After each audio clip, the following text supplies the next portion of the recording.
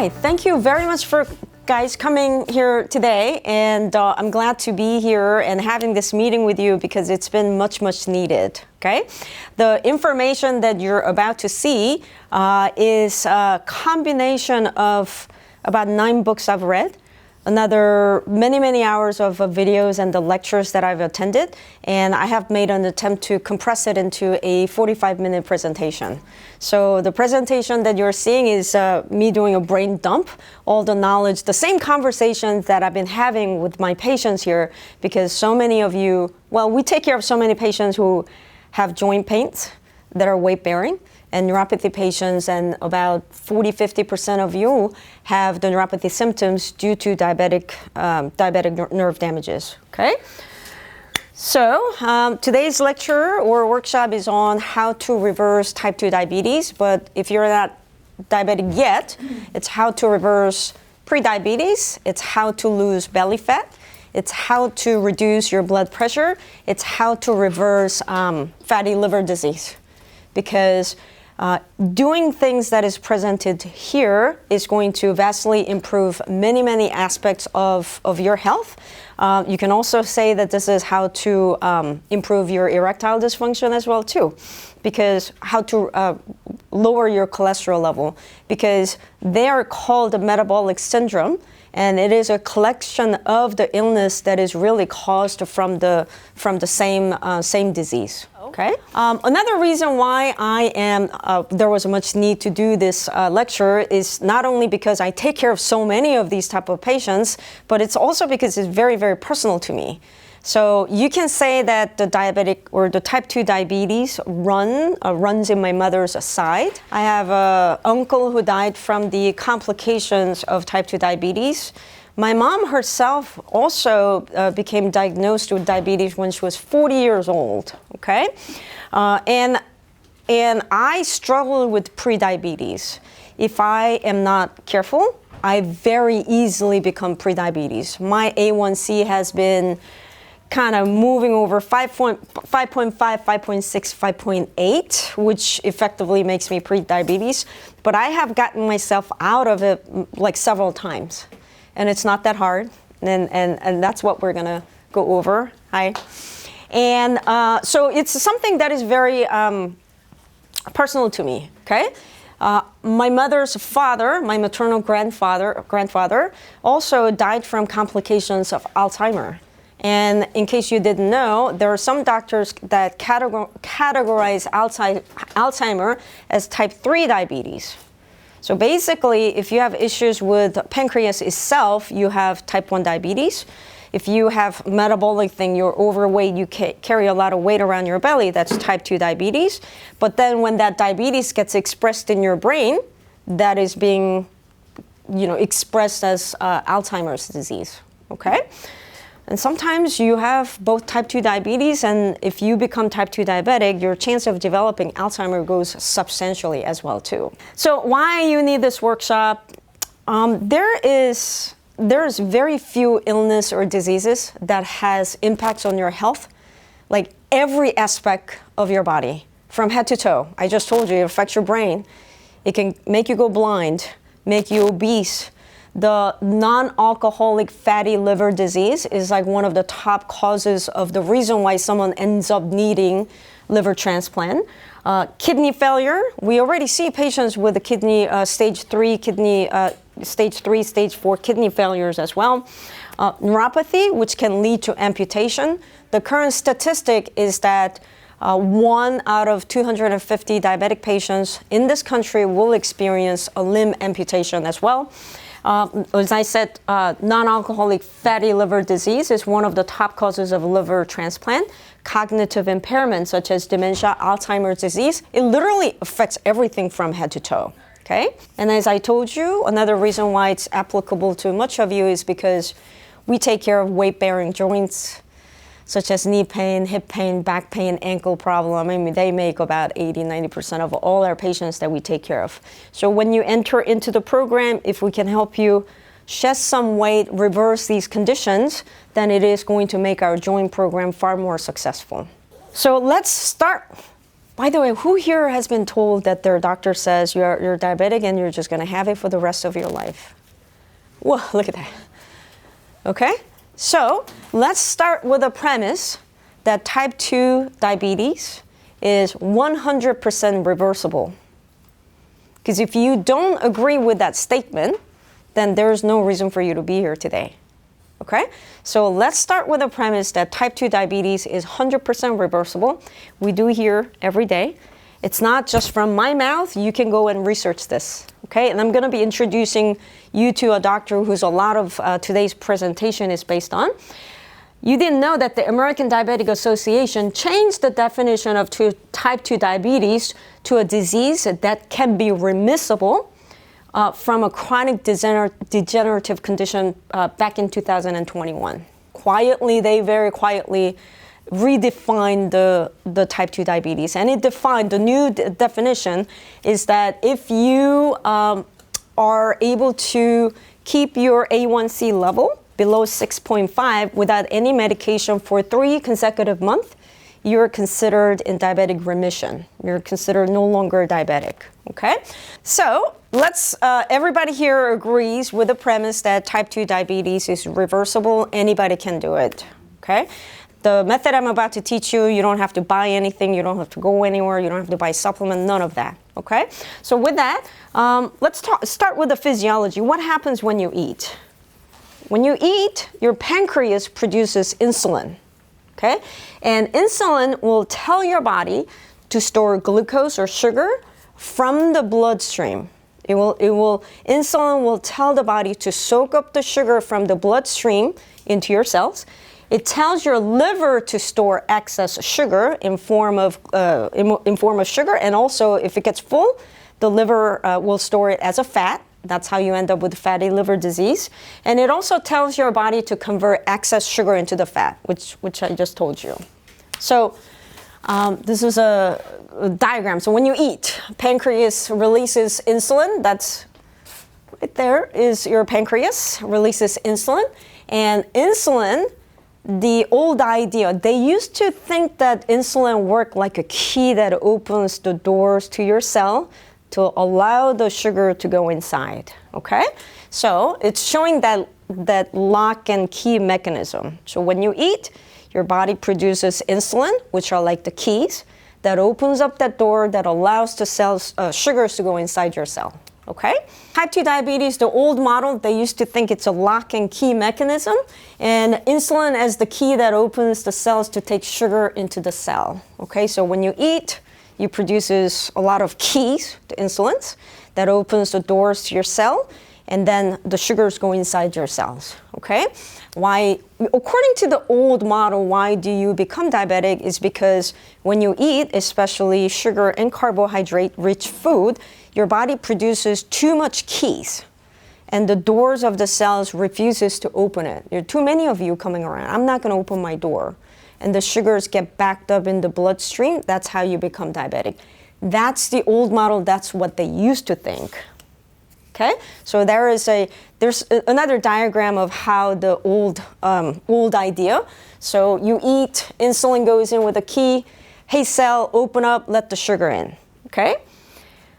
But that lock and key model and the resistance to the key doesn't quite make sense because up until certain years ago, you know those clinics, pediatric clinics that used to treat type 1 diabetic kids, which used to be diagnosed in exclusively children only.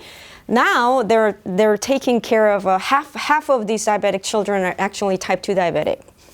Because they used to say that, you know, they're producing too much keys, right? And your pancreas can only produce so much keys, and they're burned out and they quit producing insulin, and that's why these kids are becoming diabetic. But if you know children, I have a 3-year-old toddler, you know that, nothing is burning out in that little body, okay? She's never tired, all right? And she wears me out. So that model quite didn't explain why we're getting these obese children who are getting diagnosed with the type 2 diabetes. So The new model makes more sense. And let me introduce you to what this new model of diabetes is. And that simply is that your cells from overeating carbohydrate-rich sugary food, okay, that your cells simply become too full with sugar, okay? So it is like a balloon, your cells, that is too full with the sugar and glucose and carbohydrate. No amount of keys or insulin will make more room in that balloon for more airs or glucose to go out. Does everybody here understand that? That model makes far more sense, okay? Raise your hand if you understand the difference here, the new model, okay? So your cells are just now too full of sugar, okay? And your body can continue to pump insulin and continue to make insulin, but man, room's full, okay? I did hear about the overcrowding of the train transportation system in India, okay? Do you think any amount of keys that opens more door will be able to accept more glucose into the system? So because your cells become too full with glucose and sugar, I'm just gonna call it sugar, okay? Now these sugars are what? Leaching out of your cells into your bloodstream. That's why when you do a blood finger prick test and measure it, what does it say? 200, 300, too much. So, I grew up in Korea, and overpopulation back in the days, 30-something years ago, was a serious problem in Seoul, which is the capital of South Korea. And I remember commuting to my junior high school, and the bus was so overcrowded. So I had my backpack and my lunchbox on a strap, and I tried to get out of the bus, and I was out, but my lunchbox was stuck in the bus. And I pulled it out, and it just snapped the strap, and my lunch went with the bus, and I was without lunch that day. Okay, so this is so in subway station, and by the way, South Korea now has the lowest birth rate in the world, and at the current trend, we're going to be extinct as a country. It's that bad. Okay, so aside that, back in the days in subway stations in Korea, and I don't know if they still do in Japan or not, they have what's called the subway stuffers or subway pushers, because it gets so overcrowded, and they hire the people at each station where they just shove the people into it, okay? And you know what that is in your body, and that's what happens when you take insulin, okay? So when you take an insulin, you're recruiting people to stuff your cells with more glucose into it, okay? This is the reason why if you're a type 2 diabetic and you take insulin, you still can go blind, you gain even more weight, you continue to get fatty liver disease, you still go into kidney failure, you still get any risk factors associated with the type 2 diabetes still remains, and it actually goes up. So I had a patient who says the VA, just a couple of weeks ago, the VA put me on insulin, and within a short period of a month, I gained 40 pounds. So when you take insulin, you take the blood glucose test, and it looks normal, right? Or it looks under control. However, system-wise, your cell is just being stuffed with sugar. You can still go blind, you can still lose your kidney, you can still go into liver failure, but the numbers look good. So I'm about to teach you. So you understand from everything the physiology, simple physiology that I explained to you, before you can reverse diabetes, you have to reduce the amount of insulin in your body. And before you become diagnosed with the type 2 diabetes, the pre-diabetes and the high amount of insulin in your body actually goes on for 10, 15, 20 years. So if you're diagnosed, my mom got diagnosed with type 2 diabetes when she was 40. So her metabolic syndrome and the amount of the over-insulin in her body has been going on for 10, 15, 20 years. She loves to eat breaded food and carb-rich food, okay? So I'm about to go over with you how to reduce the amount of insulin in your body, help your cells dump all this sugar out of your system, okay?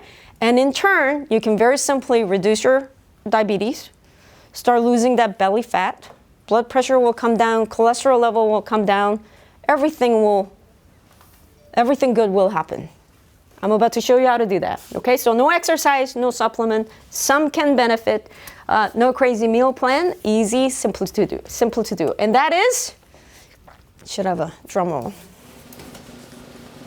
Time restricted eating, or giving your body to use the stored sugar.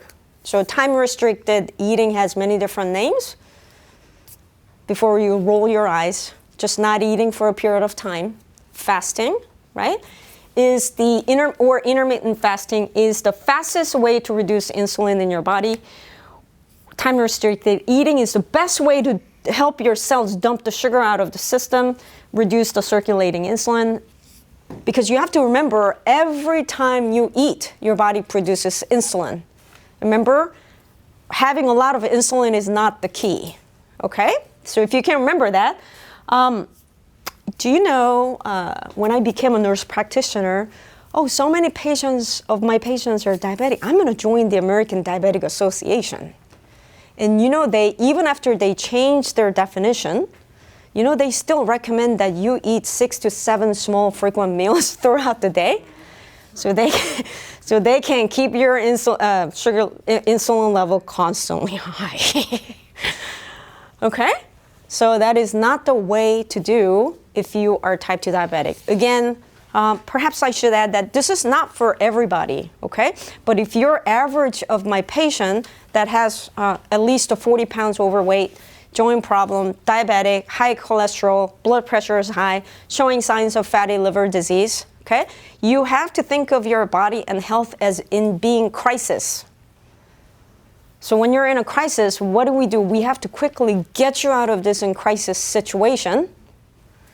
And this is how you get yourself out of the crisis situation and start improving right away without having to do too much, okay?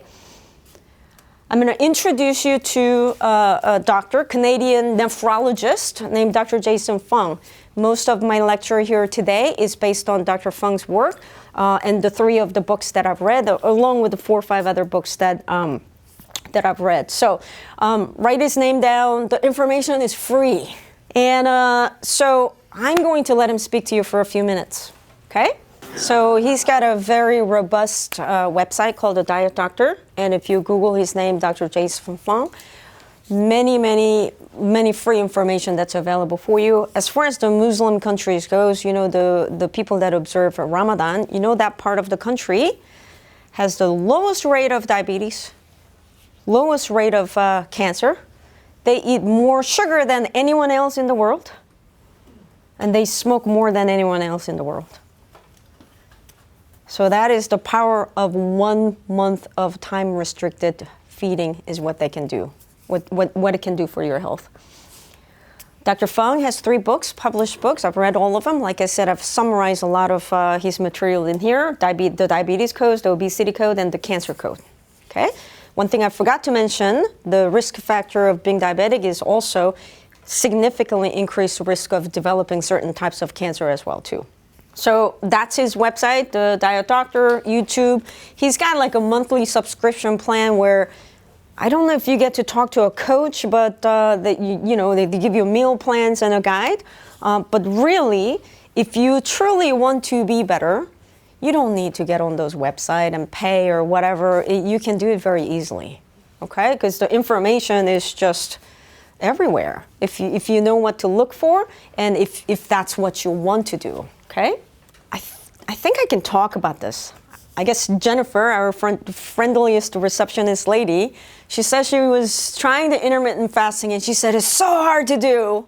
Turned out that she, without any prepping or whatever, she was just starting tomorrow, 12-hour fast.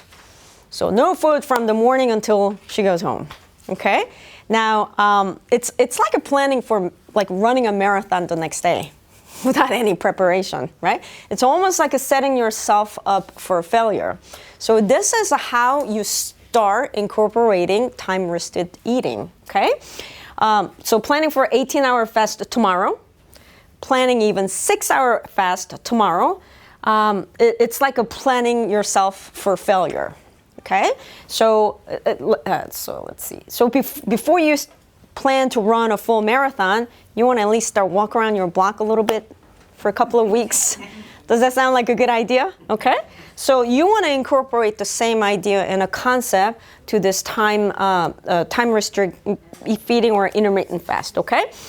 By the way, remember I told you the American Diabetic Association still recommends that you eat 6 to 7 frequent small meals all throughout the day to keep your insulin level high so you stay on their medication, pharmaceutical medication.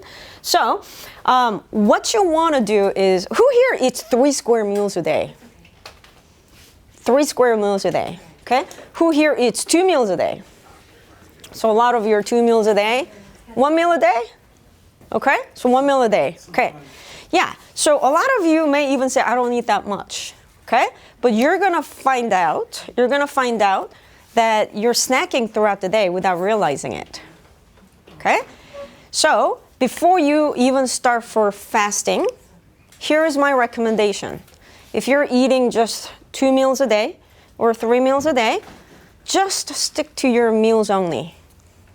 And don't eat anything in between, because your body produces insulin every time you eat.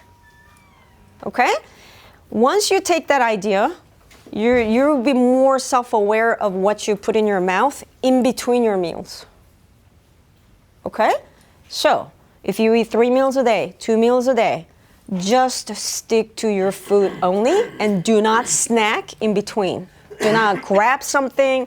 Do not drink the fruit juice. We're going to talk about, there's a small segment on fruit coming up as well too. Just stick to your meals. And do that for 2-3 weeks. Okay?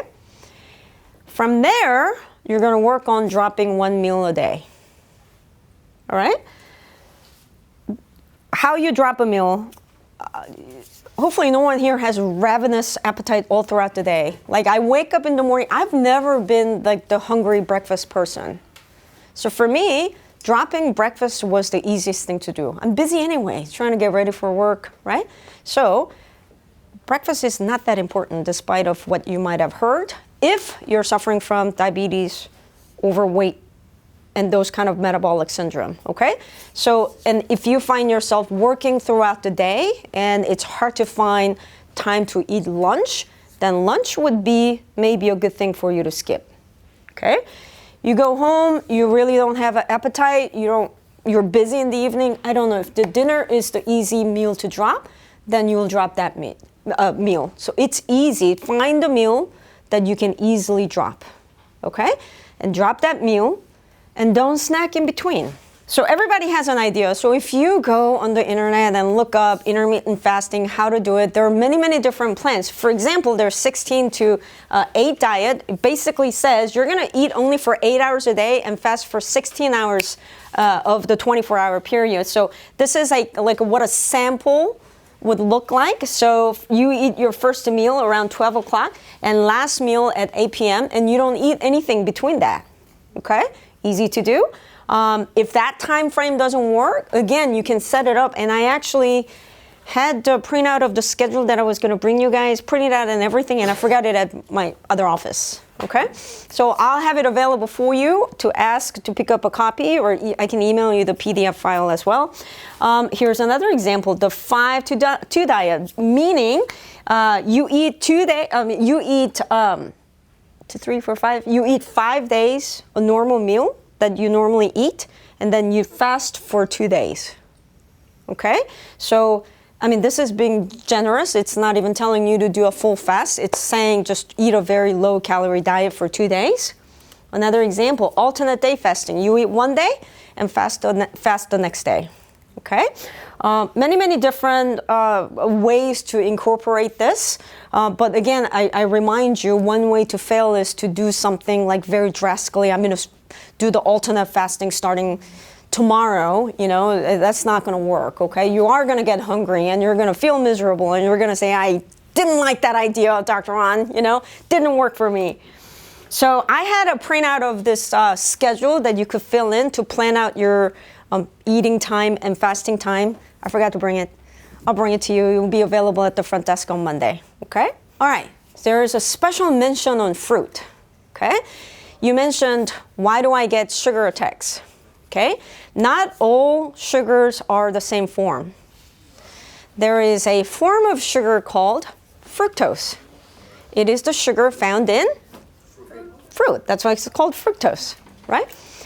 Fructose is especially dangerous if you're type 2 diabetic and you have all this metabolic syndrome that I've been talking about, okay?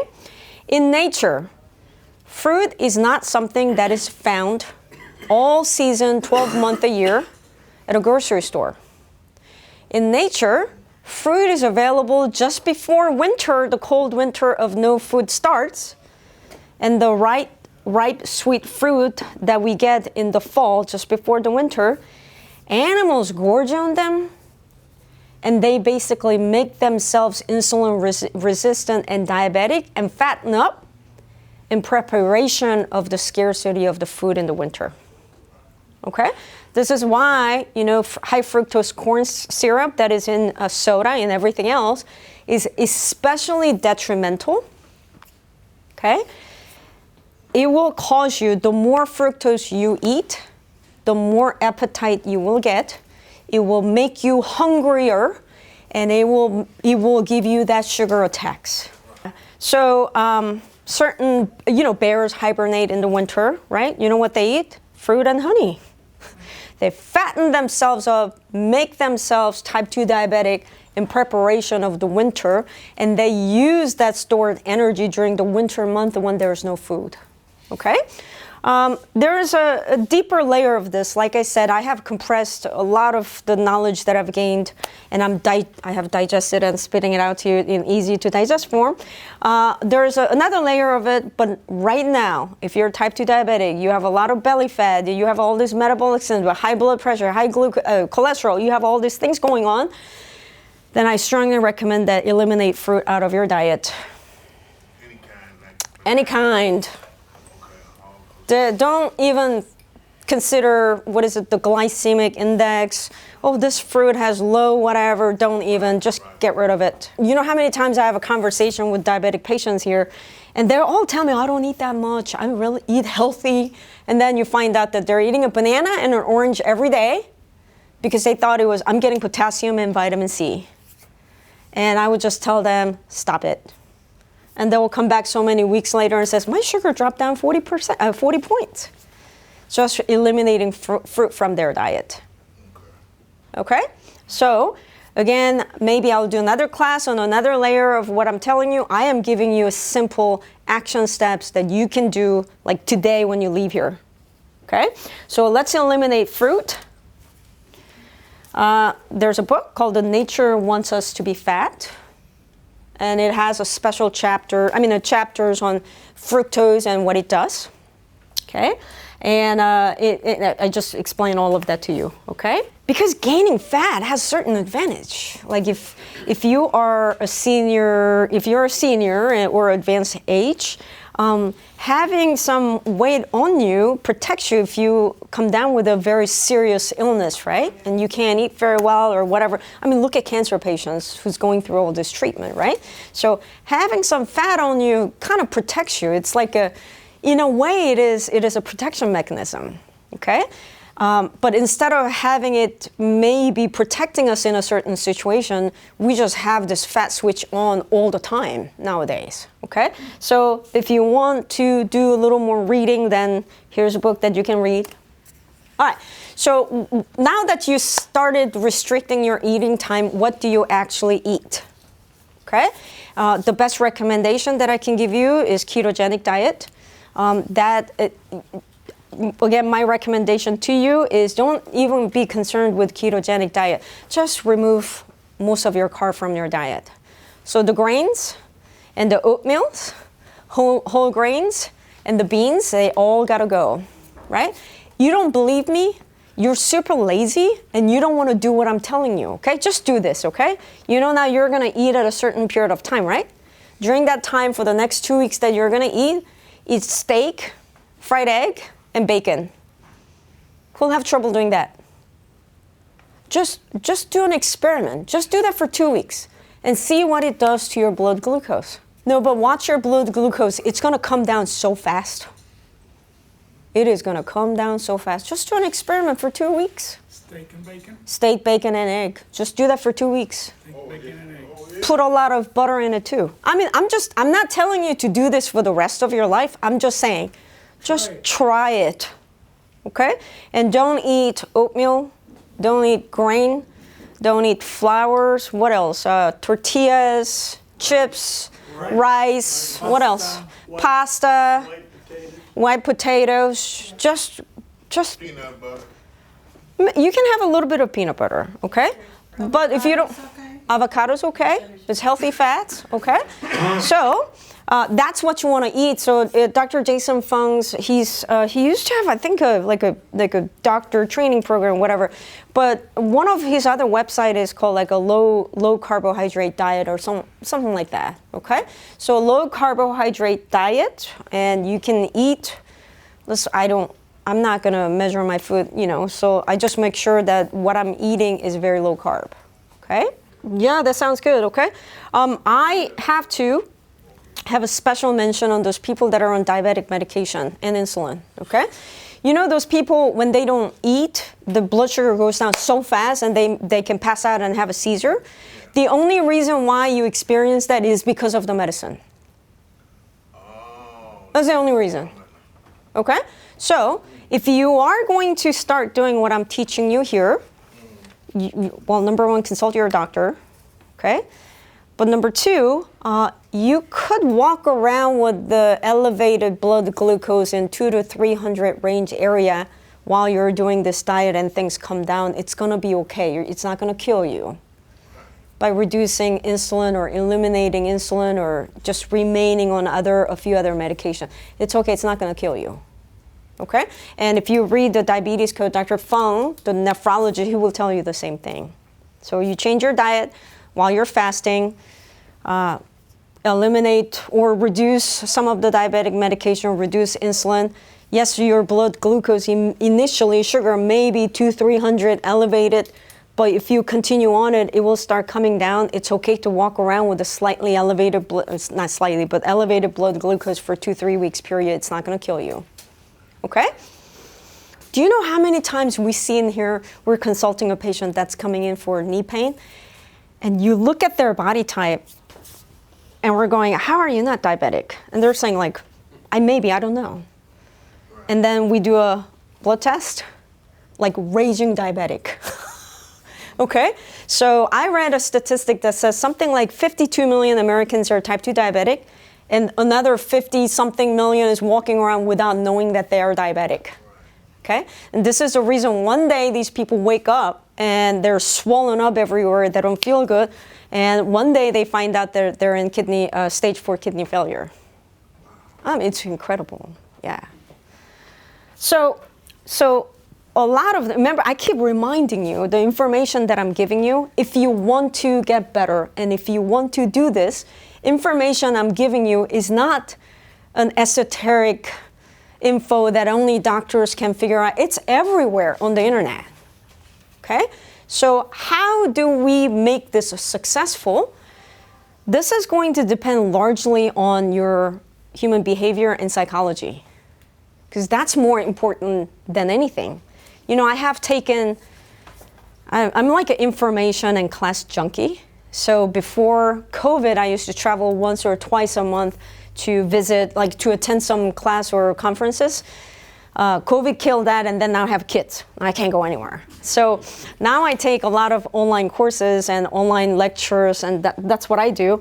And then I take notes, and then they may give me a booklet or whatever. I don't practice everything that I learn, and sometimes it just goes on my bookshelf and stays there and becomes a shelf help instead of a self-help. Okay? So if you don't do anything with the information that I'm giving you here today, right, and the notes that you're taking, it will just become a shelf help, right? So, because all you have to do is do it. And this is the reason why the success and the outcome of all this is going to largely depend on human behavior and psychology. You can make reasons bigger than yourself, you can make reasons outside of yourself. So you don't do it for yourself, but you do it for your kids or grandchildren. I have a lot of patients, seniors who come in. My son is about to have our first grandchild, and the way my knees, okay, there's no way. It's a boy. I'm not going to be able to chase him around, right? We hear a lot of stories like that. Patients who are coming in here deciding to seek care, not for themselves, but because of someone else, okay? You could. You don't have anyone else that you want to make a big reason out of. You just want to live a really awesome life for the rest of the remaining years that you have. What do you desire to do if your knee pain weren't holding you back? Would you go for a walk? Would you go dancing again with your partner? Envision a realm where the burdens of discomfort and pain no longer hinder your life and hold you back. Chase after your grandchildren. Go on the dream trip. Play games of tennis and golf again. Cast aside the conventions that constrain you. At your core lies an untamed yearning. Don't let anyone tell you you are old. Or dare to call me okay, boomer. You are the greatest generation.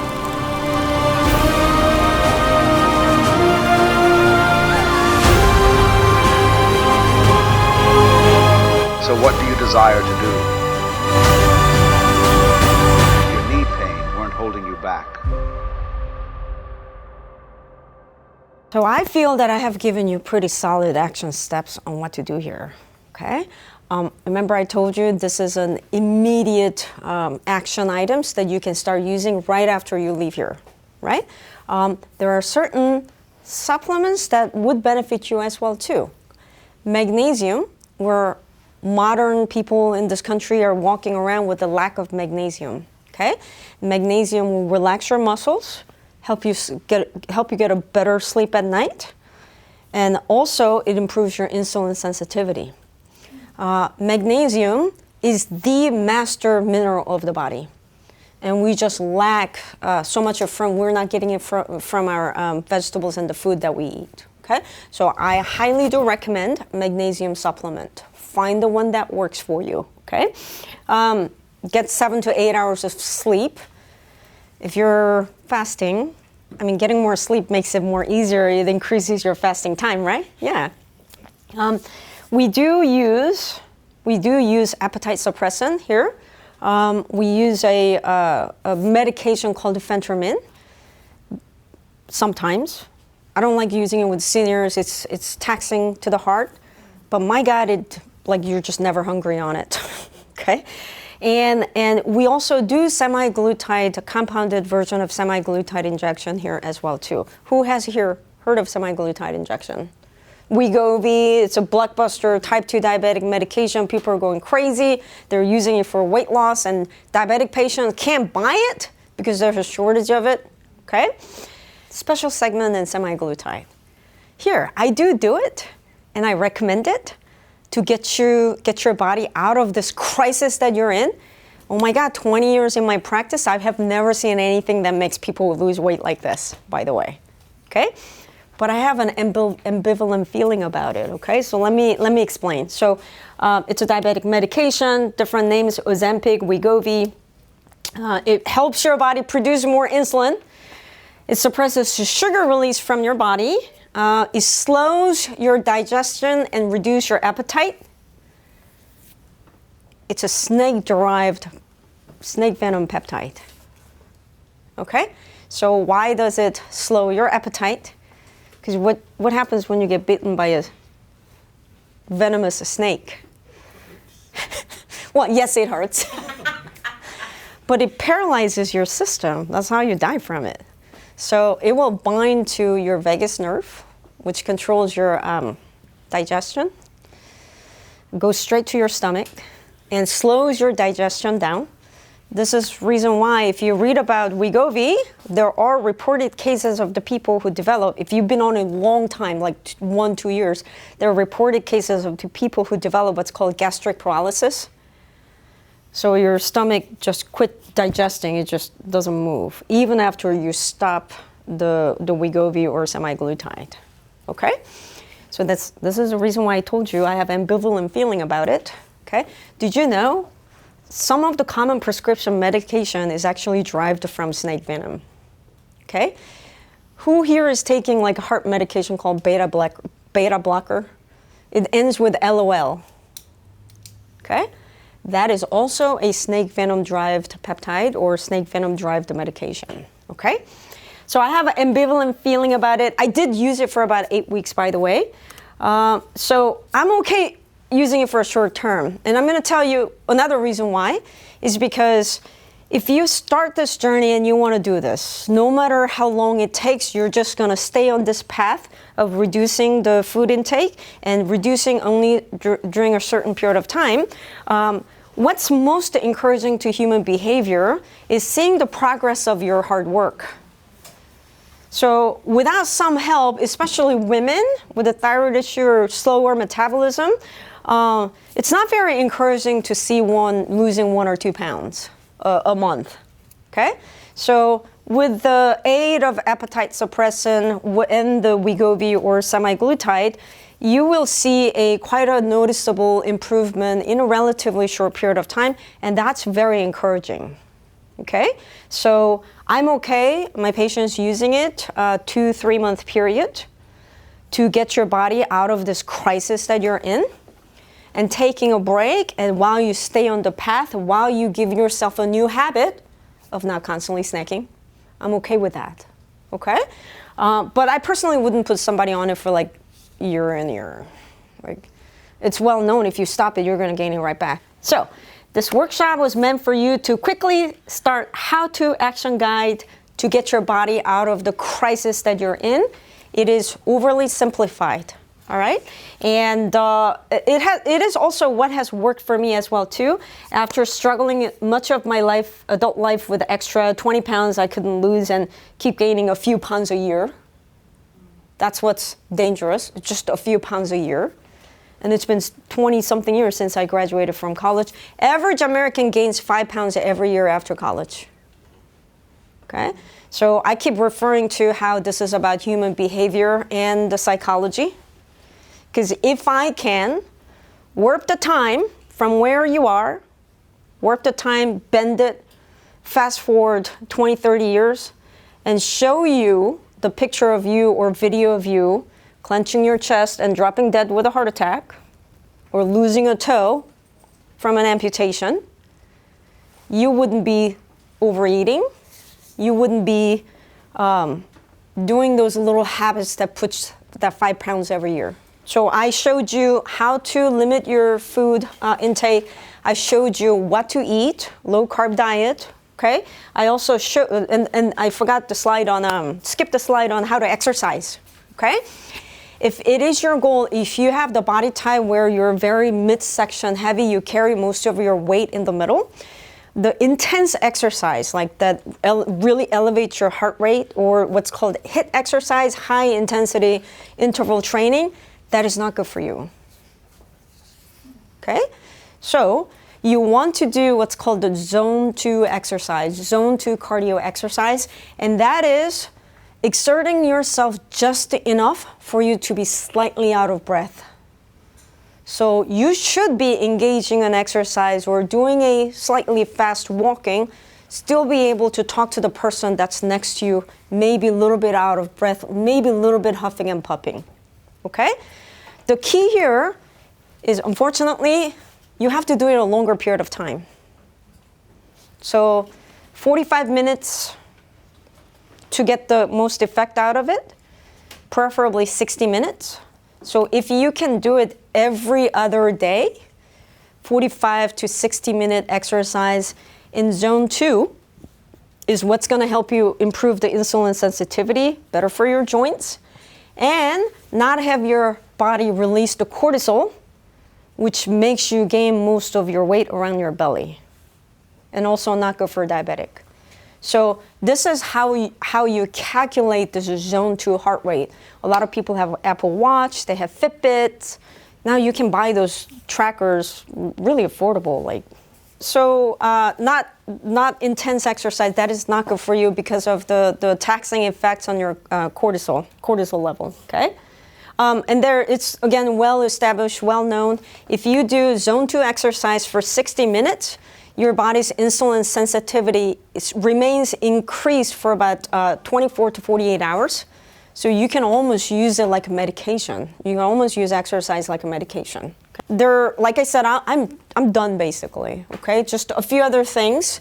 Cortisol, I mentioned it to you. If your body's always in constant stress, that is like being chased by a tiger in the wild.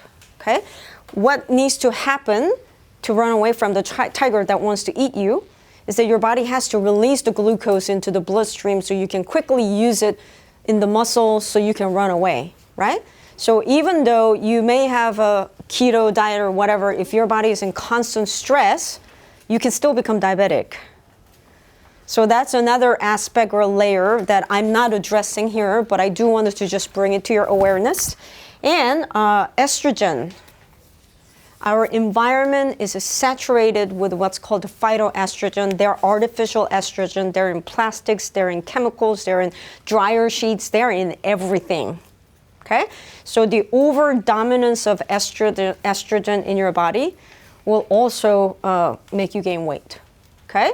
So a couple of things. And really, if you want to do another deeper layer of it, which we're not going to talk about it today, I mean, you're supposed to eat carb.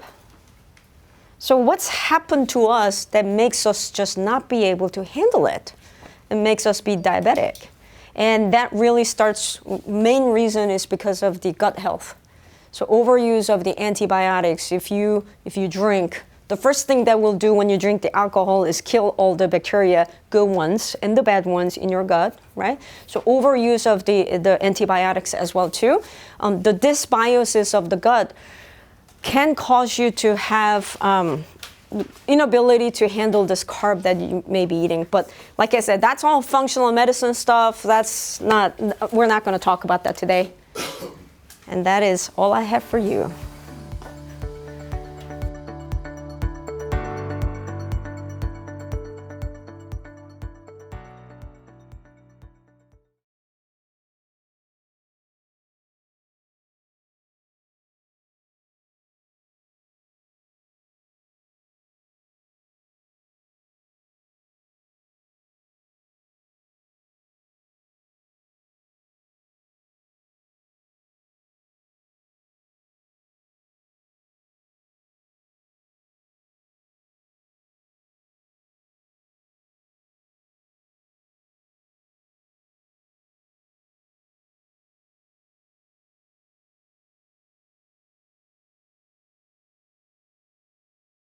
Just two questions. Yes.